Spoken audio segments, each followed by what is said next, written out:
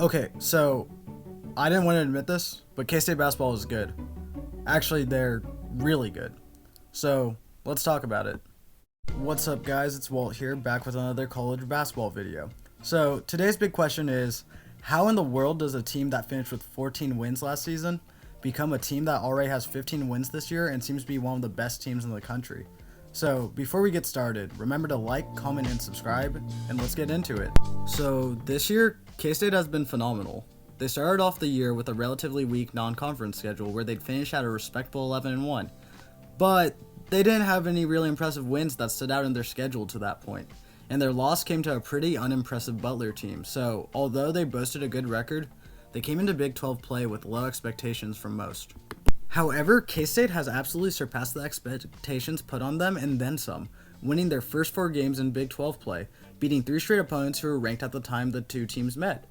The first one being a comeback win against West Virginia, a wildly high-scoring rout of currently number 10 Texas 116-103, and an overtime win against Baylor, who is ranked top 5 in the preseason and number 19 when the two met. Tuesday night, they defeated Oklahoma State to improve to 4-0 in conference play. At the time of this recording, K-State is 15-1 and number 11 in the AP Top 25. They already have more wins this year than they did last year. So, how did they improve so much in just one offseason? Well, it all started with K-State losing by 6 in the Big 12 tournament to a Baylor team that many believed to be the best team in the country at the time. We didn't know it at the time, but them pushing that Baylor team was showing us what Kansas State basketball could and would become. Then, in the offseason, K-State's beloved coach, Bruce Weber, decided to step down as the head coach after 10 seasons leading the team. This paved the way for the first major change, a new face as the head coach. It's a great day to Kansas be a State Wildcat. would make the decision to hire Jerome Tang. Tang was the assistant coach at Baylor from 2003 to 2022, winning a national championship with the Bears in 2021. After the hiring, K-State lost several players to the transfer portal, and Tang only managed to actually retain just 2 players from K-State's roster from the 2021 through 22 season. Due to this, lots of other coaches and people were telling Tang that he should focus on rebuilding this year, set the bar low, and improve going forward. This was not going to fly for Coach Tang.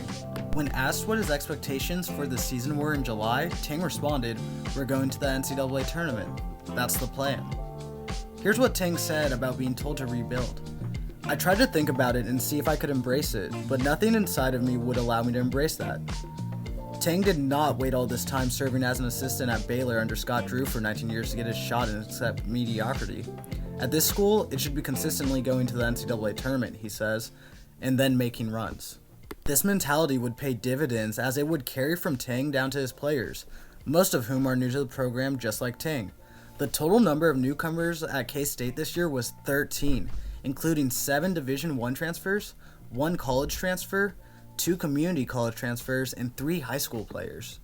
One of these transfers being Keontae Johnson, a 6'6" senior forward who transferred in from Florida. Johnson is an easy player to root for, not only because he is off to a sensational start for the Wildcats this season, but also because it looked like he may never play basketball again 2 years ago. He took an unconventional journey to this point. Johnson began his college career at Florida and starred with the Gators for more than 2 seasons, averaging 14 points and 7.1 rebounds, as a sophomore on his way to first-team All-Conference honors in the SEC. Back then, he was a projected NBA lottery pick and the best returning player on a Gators team that was expected to do big things when he was a junior. But unfortunately, things didn't work out this way. His season ended early when he had a health scare during a non-conference game against Florida State. Johnson collapsed on the court because of a heart inflammation in December of 2020, and no one knew if he would make it through the night, let alone dribble a basketball again. However, after a lot of time in recovery, Johnson has returned playing for the Wildcats and is playing up a very impressive stat line of 18.4 points and 7 rebounds on a very efficient 57.4% shooting from the field.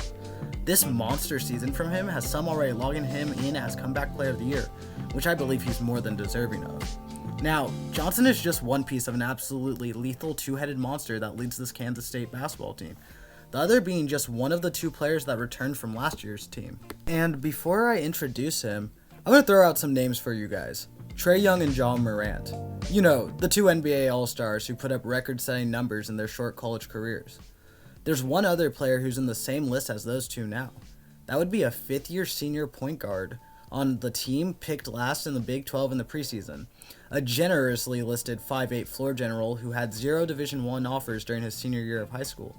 But after the week Marquise Noel just had for Kansas State, he now belongs in the same sentence as 2 of the best players in the planet. In 2 ranked wins over Texas and Baylor last week, Noel scored more than 65 points and dished out more than 20 assists. The only 2 other D1 men's players in the last 10 years to accomplish that in a 2-game stretch are Young and Morant. Marquise Noel in just a week went from an afterthought to National Player of the Week. Mr. New York City, as he calls himself on his Twitter and Instagram handles, has become the star of the Little Apple and helped engineer a remarkable turnaround for Kansas State under Coach Tang. Noel is the prototypical New York City point guard. He's small but incredibly tough, with a flair for the dramatic and a skill set fine-tuned in outdoor pickup games. A Harlem native, Noel grew up playing on famous courts in Rucker Park and Dyckman Park, wowing fans with deep shooting range, no-look passes, and a tight handle. Noel is averaging 17.2 points and ranks 2nd in the country in assists, averaging 8.8 dimes a game, along with an impressive 2.3 steals per contest. Noel is absolutely phenomenal and has quickly become one of my favorite players to watch in the country. So, led by these two and an amazing coaching job done by Jerome Tang, this K-State team has absolutely taken their preseason expectations, poured gasoline on them, and lit them on fire, as when coaches voted on the final standings in the Big 12, K-State was picked to finish dead last in the conference, but currently sit at a strong 4-0 in conference play and 15-1 on the season. This team can absolutely play, and so far this season has been one of the most fun teams to watch and arguably the best story in college basketball. So, what do you guys think?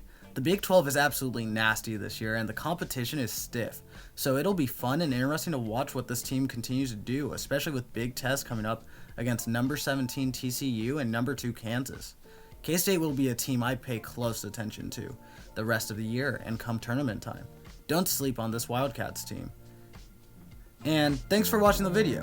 Like, comment, and subscribe, and I'll see you guys next time. Peace.